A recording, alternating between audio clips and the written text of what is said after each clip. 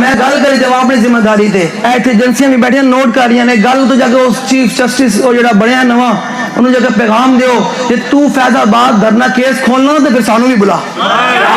गल हुई बंद कमरे बह के गल करनी पुत्र पीड़ियां और तो बगियां और नहीं तेन बहुत दर्द है फैजाबाद धरना केस सानू भी बुला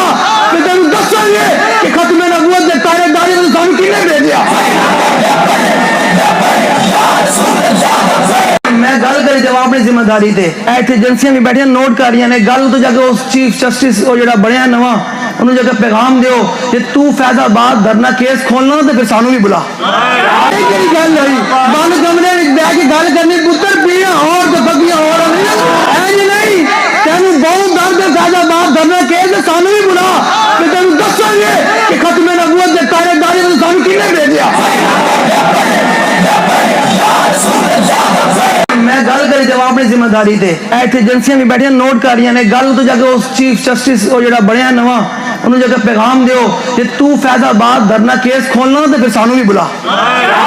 गल हुई बंद कमरे बह के गल करनी पुत्र पीड़ियां और तो बगियां और नहीं तेन बहुत दर्द है फैजाबाद धरना केस सानू भी बुला